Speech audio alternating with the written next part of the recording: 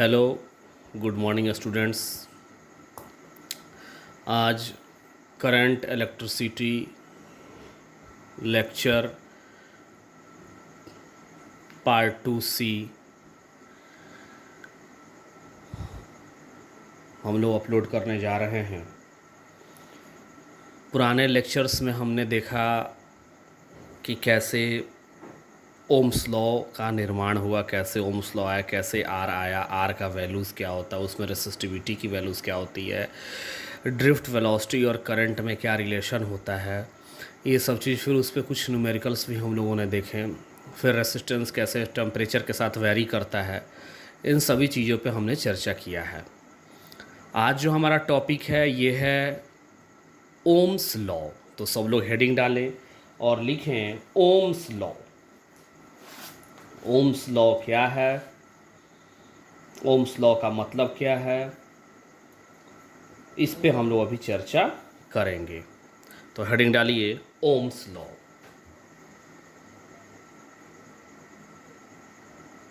ये class 10th में भी आप लोगों ने पढ़ा होगा, ये टॉपिक क्लास 10th का भी है, क्लास 10th में भी आपने पढ़ा होगा। और डेफिनीसन इसका कुछ खास नहीं है, जो 10th में था वही डेफिनीशंस है, उसमें थोड़ा सा वेरिएशंस में डाल रहा हूँ। इसका डेफिनीसन होता है पोटेंशियल डिफरेंस, मैं यहाँ लिख रहा हूँ, पोटेंशियल डिफरेंस, कैमरे में आ रहा है आपके, difference applied across a conductor is directly proportional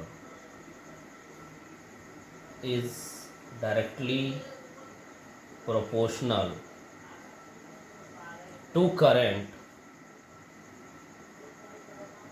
following in it provided all other physical conditions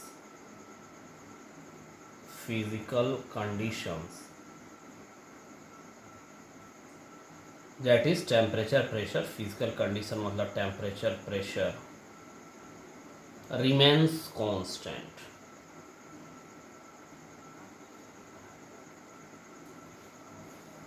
remains constant, ये इसका डेफिनीसन है जो आपके बोर्ड पे पूरा स्पष्ट आ रहा है, आपके सामने है ये कि potential difference applied across a conductor is directly proportional to current following in it है ये, in it provided all other physical conditions remains constant.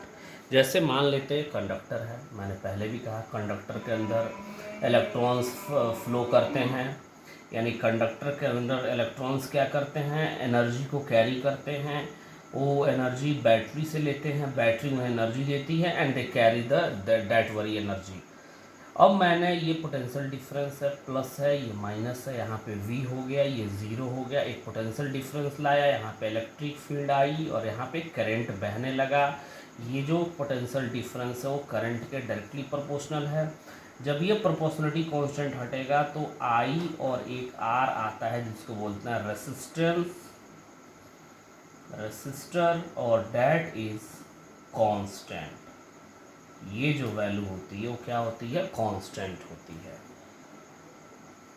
जैसे अगर हम ग्राफ भी देखें, मान लेते हैं ये V है, ये I है, ये आपका पोटेंशियल डिफरेंस है, ये I है, इनके बीच का यदि हम ग्राफ देखें तो जैसे आपने पढ़ा हुआ ग्राफ y बराबर m इंटू एक्स, तो y बराबर इसमें सबके पावर्स कितने हैं, 1 है। यदि पावर 1 होता है तो आपको पता होगा कि ग्राफ कैसी जाती है, ग्राफ हमेशा स्ट्रेट लाइन जाती है। इसकी ग्राफ कैसी होगी, ये हमेशा स्ट्रेट लाइन होगी। सिमिलरली y को मैंने यहाँ v मान लिया और x को मैंने यहाँ i माना और m की वैल्यू क्या हो गई, r। तो अगर इस रिलेशन में मैं देखूँ v बराबर r i में, तो ये y this is m and this is x, ये y ये x and this is m, यानी r is slope of vi curve. इसमें कहीं कोई प्रॉब्लम नहीं होनी चाहिए। And the graph will straight line, बिल्कुल ऐसे। ये है वी और आई का ग्राफ, आपके बोर्ड में पूरा आ रहा है, नज़र आ रहा है। ये ओम्स लॉ का बेसिक ग्राफ है, वी और आई का रिलेशन। यानी कोई पूछ सकता है कि वी और आई में कैसा रिलेशन होता है, तो यहाँ पे मैं लिख दे रहा हूँ, V and I having linear relation. क्योंकि इस पे पावर कितने होते हैं, दोनों पे पावर 1 1 है, तो उस केस में वी और आई क्या होता है, दोनों में लीनियर रिलेशन होता है। ये है, इसके आगे हम लोग अब देखेंगे। अगर मान लीजिए थोड़ा सा इसको चेंजमेंट करते हैं, इसी ग्राफ को थोड़ा सा मैं चेंजमेंट कर रहा हूँ कुछ इस तरह से मान लीजिए ये ग्राफ है, ये वी है, ये आई है, और ये ग्राफ ऐसे चला गया, स्ट्रेट लाइन ग्राफ है। एक पॉइंट मैंने यहाँ लिया, एक पॉइंट मैंने यहाँ लिया, इसको मैंने जोड़ा और इसको मैंने यहाँ से ऐसे जोड़ा। इसके करस्पॉन्डिंग्स मैंने इसको लिया और इसको करस्पॉन्डिंग्स मैंने इसे लिया। इसको मैंने मान लिया डेल्टा आई, इसको मैंने मान लिया डेल्टा वी। तो आर की जो वैल्यू होगी वो होगी डेल्टा वी अपॉन डेल्टा आई, क्योंकि आर क्या है, स्लोप है। और स्लोप की यदि मैं बात करूं तो m बराबर क्या होता है, delta y upon delta x. तो यहाँ पे वाई एक्सिस के जगह पे कौन है, v है, तो डेल्टा v। एक्स एक्सिस के जगह पे कौन है, i है, तो delta I. For a small change, मतलब चेंजेसमेंट बहुत छोटा हो, फॉर ए स्मॉल चेंज, यानी delta I tends to 0, limit की मैं बात करूँ तो r की जो वैल्यू होगी हो जाएगी dv अपॉन di। ये कोई बहुत बड़ी वैल्यू नहीं है, बहुत, और ये कोई बहुत डिफरेंट नहीं है, आप पहले से पढ़ चुके हैं ये सारी चीज़ें। नेक्स्ट, अब मैं कर्व को पलट दूँ। मान लीजिए ये कर्व कुछ ऐसा हो जाए, आई यहाँ आ जाए और v यहाँ हो जाए, यानी दोनों x और y एक्सिस को मैंने क्या किया, बदल दिया।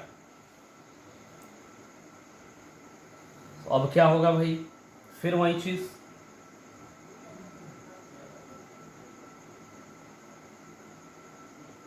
ये पॉइंट्स मैंने करस्पॉन्डिंग पॉइंट लिया, ये पॉइंट यहाँ लिया, ये पॉइंट यहाँ लिया। This change is what, this is change delta v and this is what, this change is delta आई। यहाँ से आर की, यहाँ से तो आर की वैल्यू नहीं आ सकती क्योंकि ये तो इनवर्स रिलेशन देगा। तो this gives the value of inverse of resistance, resistor ये है। अब एक सवाल मैं करा रहा हूं जो लगभग हर बुक में आपको मिल ही जाएंगे, ये कोई बहुत बड़ी सवाल नहीं है, ये लगभग हर बुक में आपको मिल जाएगा। इसमें सब कुछ आपके ब्लैक बोर्ड पे दिख रहा है, वाइट बोर्ड पे सॉरी। अब एक तरह का क्वेश्चन है, फाइंड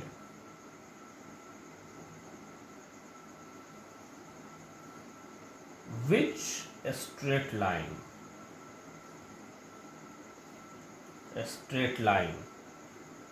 gives higher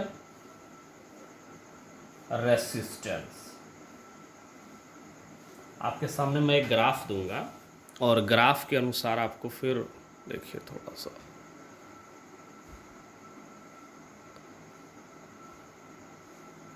दिख रहा है आपको। Find which straight line gives higher resistance, यानी दिए गए ग्राफ में कौन सा स्ट्रेट लाइन है जो हायर रेसिस्टेंस देगा। मान लिया गया ये V है, ये I है, मैंने दो स्ट्रेट लाइन दिए, ये 1 है, ये 2 है। तो कुछ नहीं करना है, जब भी ऐसा सवाल आए तो बिल्कुल भी घबराना नहीं है, बस सेम पॉइंट लेना है। यहाँ पे इसके करस्पॉन्डिंग यहाँ आना है, इसके करस्पॉन्डिंग इस लाइन पे जाना है, फिर आप यहाँ आ जाइए, फिर आप यहाँ जाइए, एक ये चेंज मिल रहा है, ये शायद दिख रहा होगा ये, ठीक। और उसके करस्पॉन्डेंस हमको ये मिल रही है, मान लिया dv1, और ये मिल रहा है di, ये तो di1 और di2 दोनों के लिए बराबर ही हो जाएगा, क्योंकि हम सेम पॉइंट कंसीडर कर रहे हैं, तो di और di2 बराबर ही हो जाएगा दोनों के लिए। फिर इसी के करस्पॉन्डेंस हम यहाँ आ रहे हैं, यहाँ हमको ये जो स्लोप मिल रहा है, ये जो dv2 मिल रहा है, this dv2 is more than dv1, तो हम कह सकते हैं r1 बराबर क्या हो जाएगा, dv1 अपॉन di1। उस तरह से r2 बराबर क्या हो जाएगा, dv2 upon di2। di1 di2 बराबर है, ऊपर वाला ये छोटा है ये बड़ा है, तो obviously r2 is greater than r1। यानी जब भी ऐसा क्वेश्चन आएगा तो हमें घबराना नहीं है, जो लाइन y एक्सिस, यानी ये y एक्सिस होता है, इसके ज़्यादा करीब होगा उसका स्लोप ज़्यादा होगा। और मैंने पहले ही बोल दिया r का मतलब होता है स्लोप, उसका स्लोप ज़्यादा होगा, जो y एक्सिस के करीब जो लाइन होगी उसका स्लोप ज़्यादा होगा, और जो x एक्सिस से करीब लाइन होगी उसका स्लोप कम होगा। तो स्लोप मतलब यहाँ पर रेसिस्टेंस, और इसमें R2 is greater than R1, यानी R2 का रेसिस्टेंस ज़्यादा है। अब सवाल को कुछ ऐसे बदल दे, क्योंकि सवाल तो कई तरीके से पूछे जा सकते हैं। मान लीजिए सवाल कुछ ऐसा आ गया, ग्राफ आपके सामने ऐसे आ जाए और बिल्कुल पलट जाए कहानी, ये आई हो जाए और ये वी हो जाए, और फिर वही सेम लाइन। चूंकि हमें स्लोप निकालते वक्त क्या देना है, डेल्टा वी अपॉन डेल्टा आई, यानी डेल्टा वी बड़ा होना होगा। यहाँ पे अगर हम उस पॉइंट को कंसिडर करें तो यहाँ पे दोनों केस में डेल्टा वी सेम होगा, लेकिन 1 वाले में डेल्टा आई की वैल्यू क्या होगी, कम होगी, 2 वाले में डेल्टा वी की वैल्यू ज़्यादा होगी। तो ये अगर वैल्यू कम होगी तो रेसिस्टेंस क्या होगा, ज़्यादा होगा। तो यहाँ पे R1 is greater than R2, दोनों क्वेश्चन में कंफ्यूज नहीं होना है। हमें रेसिस्टेंस निकालते वक्त ये फॉर्मूला याद रखना है, डेल्टा वी अपॉन डेल्टा आई, और उसके करस्पॉन्डिंग ये देखना है कि डेल्टा वी तो यहाँ पे दोनों में बराबर होगा, यानी V के तरफ रेसिस्टेंस, कुल मिला के बात वही है, रेसिस्टेंस उसका ज़्यादा होगा जो लाइन V के तरफ ज़्यादा हो। अब हमें ये देखना है कि V एक्स एक्सिस के तरफ है कि V वाई एक्सिस के तरफ है। यदि V एक्स एक्सिस के तरफ होगा तो भी हमारा रेसिस्टेंस ज़्यादा होगा, और यदि V वाई एक्सिस के तरफ है और लाइन वाई एक्सिस की तरफ ही होगा तो भी हमारा रेसिस्टेंस ज़्यादा होगा। यानी रेसिस्टेंस को चेक करने के लिए ये देखना है कि V और I कहाँ बने हुए हैं, और जो लाइन है वो V से कितना दूर पे है। यदि V से कम दूरी पे है तो रेसिस्टेंस ज़्यादा, यदि V से ज़्यादा दूरी है तो रेसिस्टेंस कम। इस तरह से हमसे सवाल आपसे पूछे जा सकते हैं बोर्ड लेवल पे। ये तो हुआ हमारा ओम्स लॉ। अब थोड़े से इसके लिमिटेशंस को भी हम लोग देख लें, इसके लिमिटेशंस क्या हैं, क्योंकि एनसीईआरटी में इस पर भी चर्चा किया हुआ है। Limitations of Ohm's law. सबसे बड़ी बात है स्टूडेंट्स की ओम्स लॉ के लिमिटेशंस को चेक करने के लिए हमें नॉन ओहमिक सर्किट पढ़ना पड़ेगा। नॉन ओहमिक सर्किट पहले ये जानना पड़ेगा, फिर हम लोग लिमिटेशंस पे आएंगे। सबसे पहले ये जान लें कि नॉन ओहमिक सर्किट क्या होता है। तो वैसे सर्किट या उस मटेरियल से बने सर्किट जहाँ ओम्स लॉ को जो नहीं मानते हैं, यानी ओम्स के नियम को जो फॉलो नहीं करते हैं, उसे हम लोग नॉन ओहमिक सर्किट कहते हैं। यानी कुल मिला के बात यह है कि वैसे मेटल से बने सर्किट जो ओम के नियम को नहीं मानते उन्हें नॉन ओहमिक सर्किट कहते हैं, जैसे डायोड हो गए, सेमीकंडक्टर हो गए, ये सारी चीज़ें ओम के नियम को नहीं मानती हैं। इनके लिए इसीलिए अलग से ब्रांच बनाया गया मॉडर्न फिजिक्स, जहां हम लोग अच्छे से उसको पढ़ेंगे मॉडर्न फिजिक्स में। तो इसके लिए नॉन ओहमिक का ग्राफ कैसा हो सकता है, मान लीजिए ये है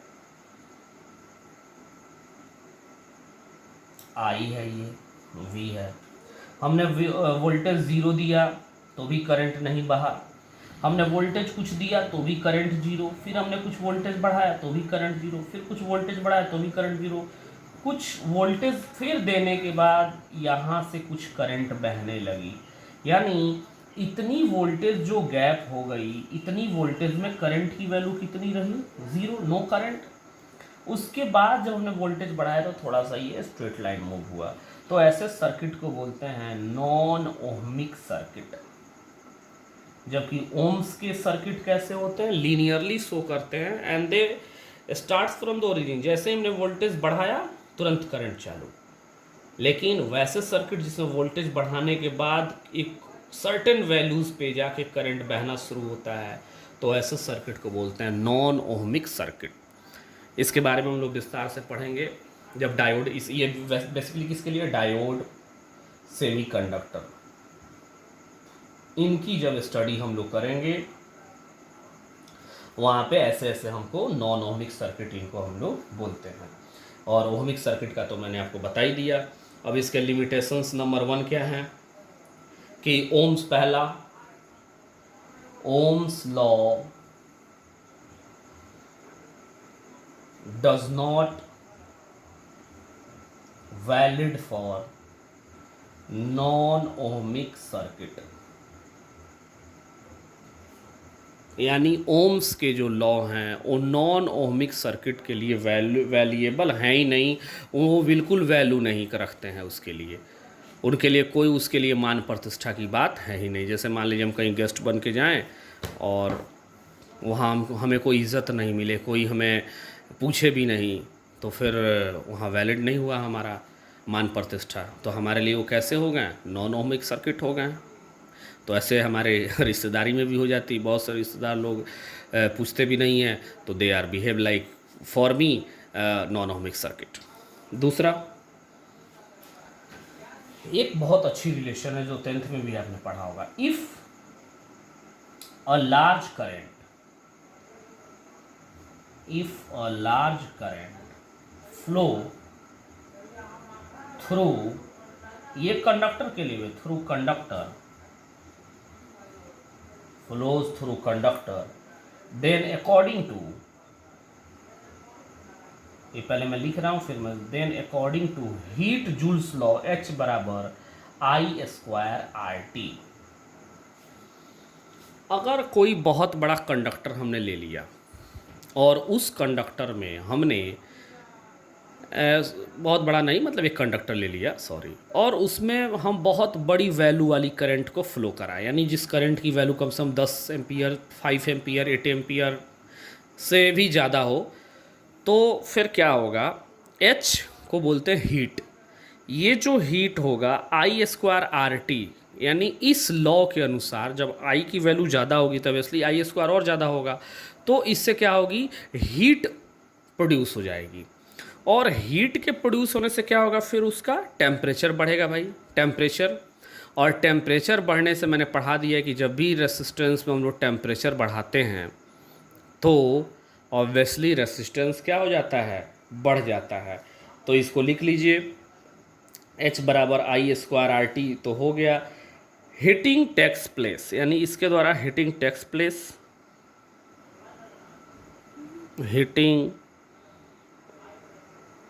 takes place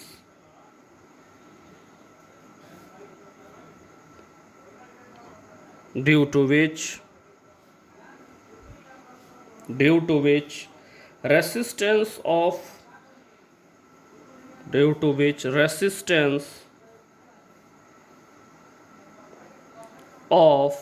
conductor, ये मैं बोल भी सकता था बट लिख रहा, कंडक्टर increases, और यदि रेसिस्टेंस इंक्रीज कर गया, चूंकि ओम के लॉ में मैंने यहाँ पढ़ा दिया है, आर जो क्या दिया हुआ है बाबू, यार देखिएगा आप लोग कहाँ है, मैंने लिखा भी है, दिस आर देखिए यहाँ पे, दिस आर इज कांस्टेंट, मैंने स्पष्ट बताया है। लेकिन हीट अनुसार जब हीट बढ़ने लगेगा, हीट हम लोग काफ़ी ज़्यादा हीट देंगे उसको, या बहुत ज़्यादा वैल्यूज़ ऑफ करंट इंक्रीज़ कर देंगे, तो उस केस में रेसिस्टर बढ़ेगा, चूँकि हीट बढ़ने से टेम्परेचर बढ़ा, टेम्परेचर बढ़ने से ऑब्वियसली रेसिस्टेंस क्या होगा, कंडक्टर इंक्रीज़ कर जाएगा। और जब कंडक्टर का रेसिस्टेंस इंक्रीज कर जाएगा तो जो ग्राफ आपको ये नीचे में बना रहा हूँ, जो ग्राफ ये मिल रहा था, ये I और ये V, जो ग्राफ ये ऐसे स्ट्रेट लाइन मिल रहा था, और वो यहाँ के कुछ ऐसे कर्व हो जाएगा कुछ, यानी ओम्स लॉ कहता है कि I और V में कैसा रिलेशन होना चाहिए, लीनियरली रिलेशन। लेकिन अब लीनियरली रिलेशन नहीं रहा, अब हमारा रिलेशन क्या हुआ, बदल गया है। तो ये हैं कुछ लिमिटेशंस हैं ओम्स लॉ के, जो आपको याद होने चाहिए, एग्ज़ाम में कभी कभी पूछ सकता है। बहुत ज़्यादा उस पर फोकस NCERT कंपटीशन में तो नहीं पूछेगा, बट 12th बोर्ड एग्ज़ाम में आपसे ज़रूर, हरियाणा बोर्ड हो या बिहार बोर्ड, स्टेट बोर्ड में तो ज़रूर पूछ सकता है। लेकिन जिनका CBSE बोर्ड हो उनको पूछ भी सकता है, नहीं भी पूछ सकता है। नेक्स्ट टॉपिक हम लोग थोड़ा सा देख लें, करंट डेंसिटी। करंट डेंसिटी, अब हम लोग अगले टर्न पे न्यूमेरिकल करेंगे, ये इसके बाद हम लोग को न्यूमेरिकल करना है। अब करंट डेंसिटी की आवश्यकता क्यों पड़ी, सबसे पहले इस पे हम लोग सुन लें। तो मैंने पहले ही बताया था कि जब भी कोई कंडक्टर है, थोड़ा सा कैमरे को एडजस्ट कर लिया जाए,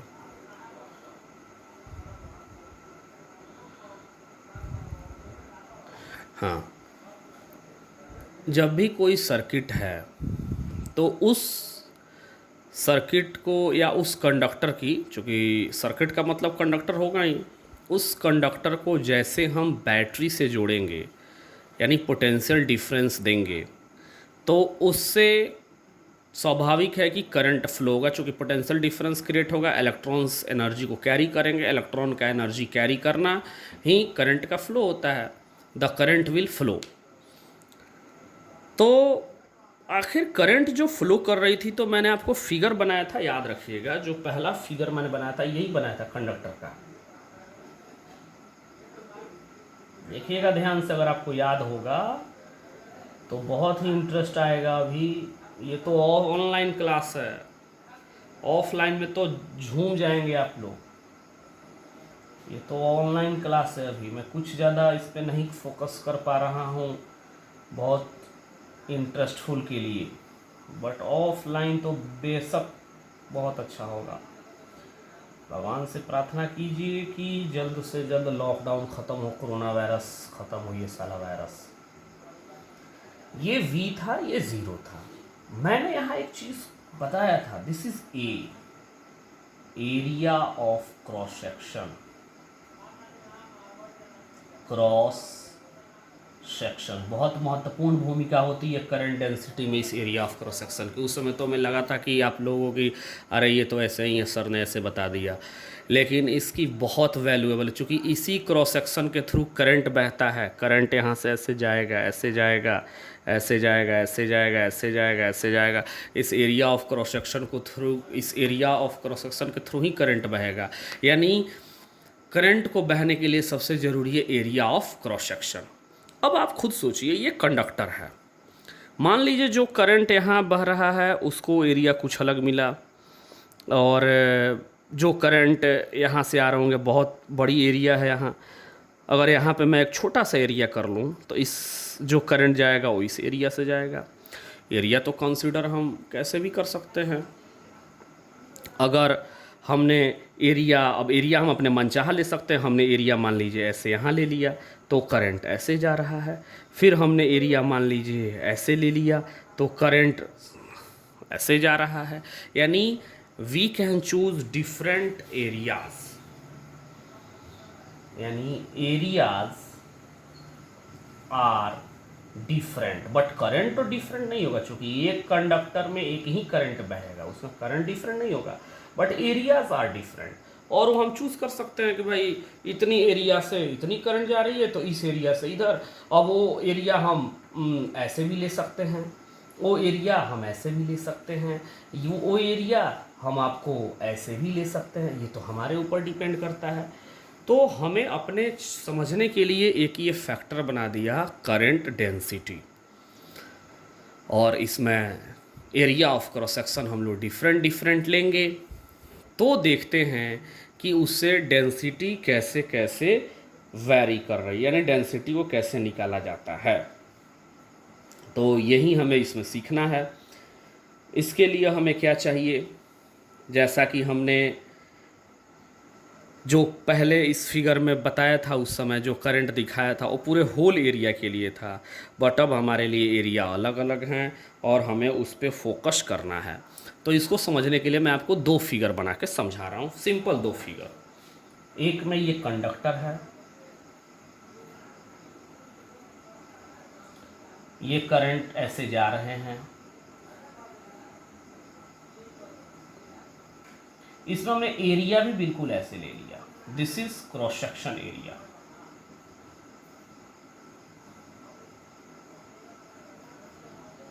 क्रॉस सेक्शन एरिया ये हमने एरिया ले लिया। एक हमने दूसरा बना लिया, यहीं पे बगल में एक दूसरा कंडक्टर बना लिया,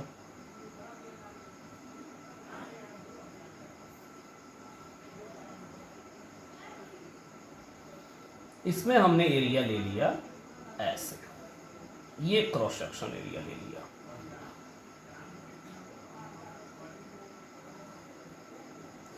दोनों में अंतर क्या, हमने एक में एरिया बिल्कुल वैसा लिया इस तरह, और एक में एरिया क्रॉस सेक्शन ऐसे ले लिया। आपको पता होना चाहिए कि area is a vector, Gauss's law में पढ़ाएगा, area is a vector quantity, इसलिए मैं इसे बहुत चर्चा नहीं करूंगा, क्योंकि गॉस लॉ में पढ़ाया होगा area is a vector quantity. Area एक वेक्टर क्वांटिटी होती है और हर वेक्टर का एक डायरेक्शन होता है, और एरिया का जो डायरेक्शन होता है हमेशा उसके सरफेस के परपेंडिकुलर, यानी जैसा आपने क्रॉस सेक्शनल व्यू लिया है उसके ठीक परपेंडिकुलर। तो इसमें अगर मैं एरिया बनाऊं तो ये हुआ एरिया, या अगर स्मॉल एरिया लिखूं तो ये डी ए, थोड़ा सा नहीं दिखेगा, दिख रहा है तो यहाँ मैं बना दे रहा हूँ यहाँ, हाँ ये हुआ इसका एरिया वेक्टर का डायरेक्शन डी ए। इसमें कैसे एरिया होगा, इसको ठीक परपेंडिकुलर, चूँकि आपको बताया गया है कि एरिया 2D और 3D दोनों तरीके में, दोनों साइड हम लोग निकालते हैं दोनों फिगर में। 2D में एरिया क्या होता है भाई, जो भी सरफेस है उसके परपेंडिकुलर, और 3D में क्या होता है, सरफेस के नॉर्मली आउटवर्ड यानी बाहर की तरफ। ये चीज़ें आपको पहले से पता है। ये हुआ डी ए इसका। इसमें करंट इधर बह रहा है, मान लिए डी आई, इसमें करंट इधर बह रहा है डी आई। यहाँ करंट और इसके बीच एंगल है थीटा, एक एंगल बन रहा है जो बन रहा है एंगल बिटवीन एरिया वेक्टर, यानी एरिया एंड करंट। करंट और एरिया के बीच एंगल यहाँ बन रहा है, यहाँ जो थीटा बन रहा है डेट इज कॉल्ड 0। अब करंट डेंसिटी को कैसे डिफाइन करते हैं, तो इसको मैं लिख रहा हूँ यहाँ पे, definition current density at any point, ये उसका डेफिनेशन है, ये बदल नहीं सकता है। At any point in a conductor is the ratio of current to, याद रखिएगा, ratio of current to cross section area, cross sectional area vector, area एक वेक्टर है, परपेंडिकुलर टू करंट। याद रखना है इस चीज़ को, यानी करंट डेंसिटी निकालते वक्त जो हम लोग एरिया वेक्टर का डायरेक्शन लेंगे वो हमेशा क्या होना चाहिए, ratio of current to cross sectional area perpendicular to current, यानी करंट के क्या होना चाहिए भाई, हमेशा परपेंडिकुलर होनी चाहिए।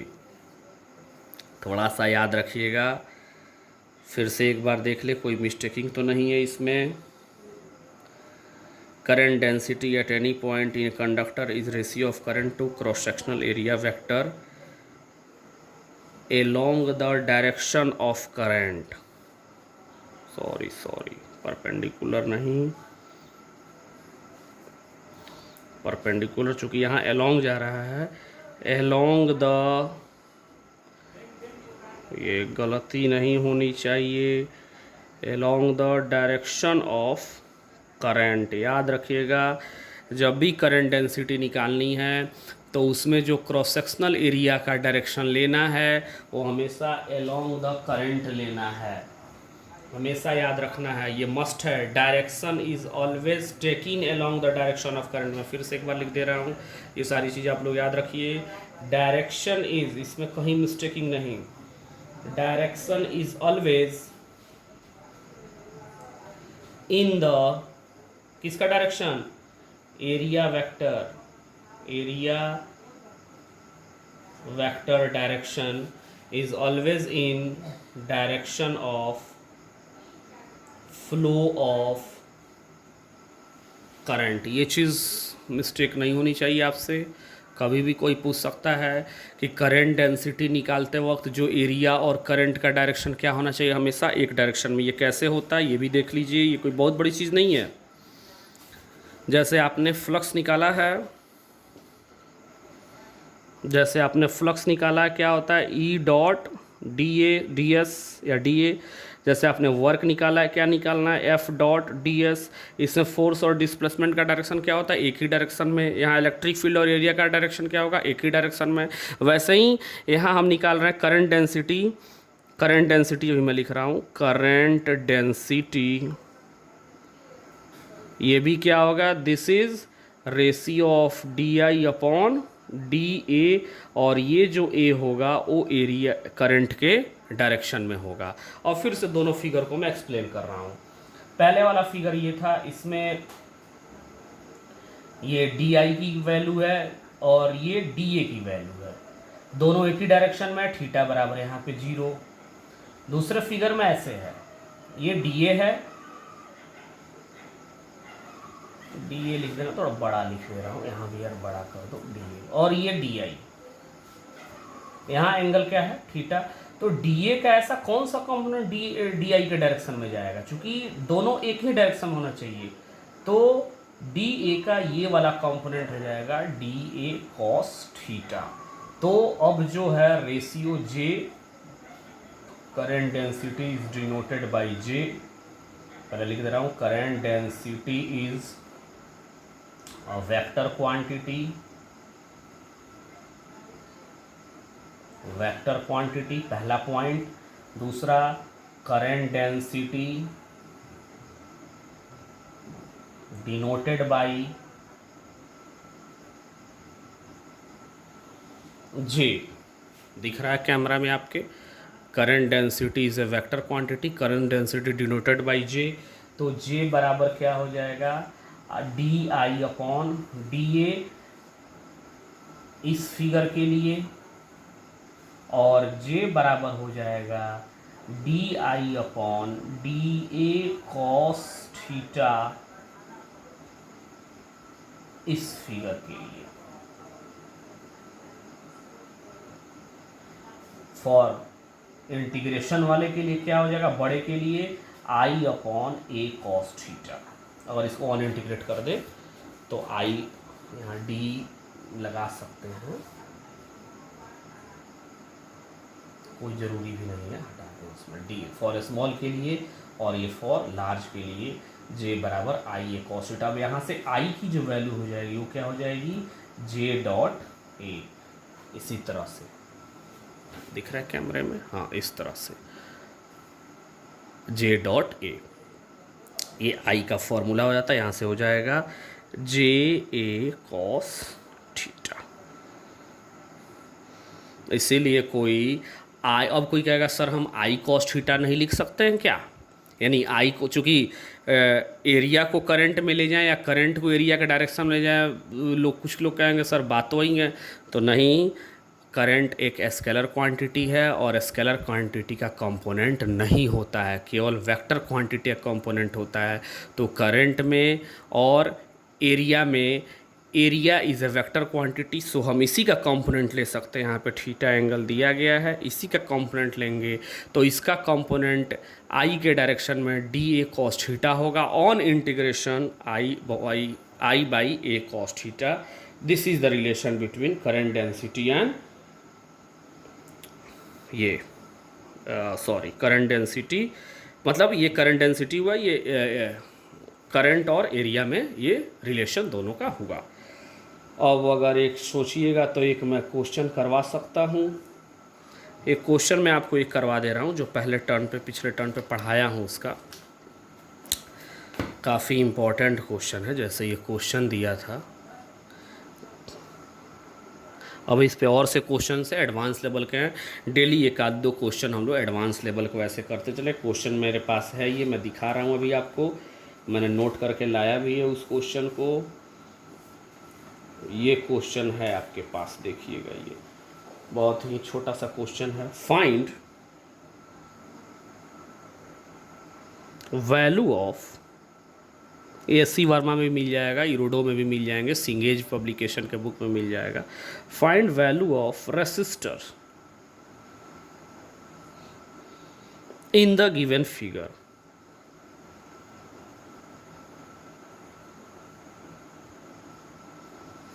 इसमें तो सब चीज़ मैंने करा दिया, इसमें तो कुछ बाकी नहीं रहा। It is a vector quantity denoted by J हो ही गया, इसका आई बराबर जे डॉट ए हो ही गया।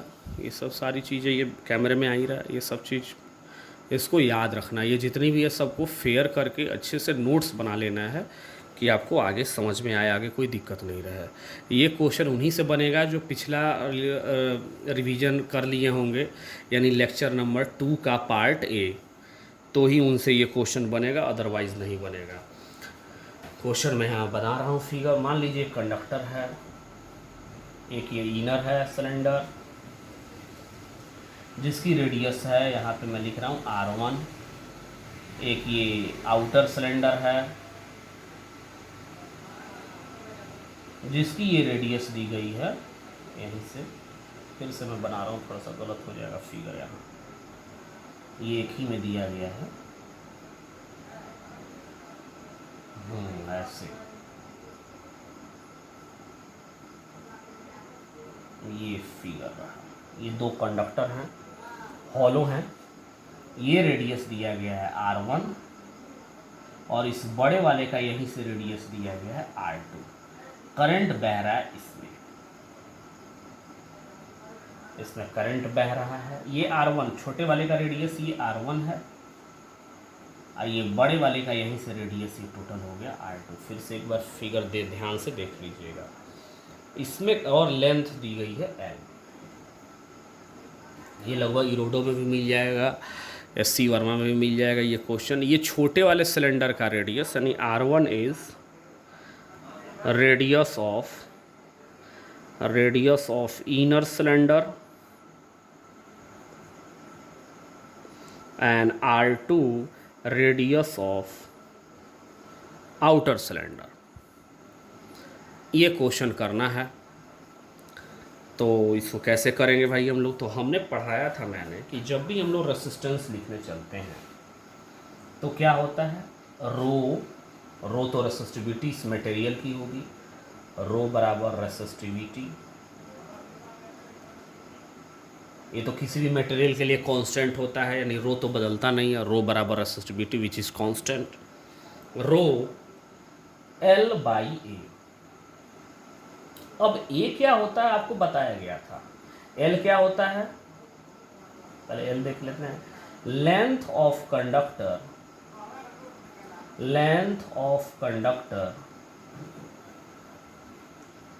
along the डायरेक्शन ऑफ, फिर से मैं बता दे रहा हूं, फ्लो ऑफ करंट। ये चीज होती है लेकिन इसमें ए क्या होता है, ए के बारे में आपको जानकारी दी गई थी आपको, अब आप भूल गए होंगे। लेकिन ए बराबर हम लोग क्या लेंगे, तो फिर से मैं यहाँ लिख दे रहा हूँ, एरिया ऑफ क्रॉस सेक्शन। कैमरे में आ रहा है, हाँ, area of cross section, cross section perpendicular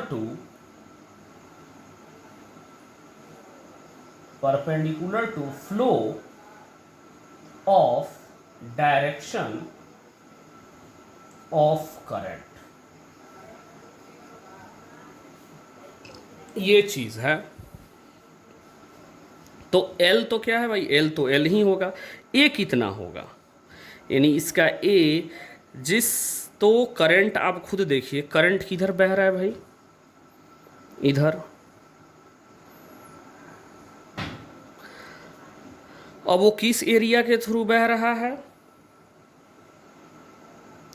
तो हमें इस एरिया में बह रहा है। मतलब अगर मैं यहाँ पे दिखाऊं, यहाँ पे अच्छे से, तो एक ये है और एक ये है, करंट केवल इसमें बह रहा है। तो ये वाला पार्ट का एरिया कितना होगा, केवल इस वाले पार्ट में ही तो करंट बह रहा है, इसके अंदर तो जा नहीं रहा है। तो ये सर्कल है, तो सर्कल का एरिया ये कितना हो जाएगा, पाई R2 square minus R1 square. Circle का एरिया तो ही होता, केवल उस एरिया में बह रहा है करंट। तो यहाँ से जो R की वैल्यू हो जाएगी वो कितनी हो जाएगी, रो L upon pi R2 square minus R1 square. This is the answer of this question. इसमें किसी को कोई दिक्कत नहीं होनी चाहिए। अब इसके स्टैंडर्ड लेवल कुछ और हैं जो कि अगले टर्न पे हम लोग अब करेंगे। वीडियो को मैं यहीं पे अब पॉज करता हूँ, फिर अगले टर्न पे हम लोग करेंगे इसको।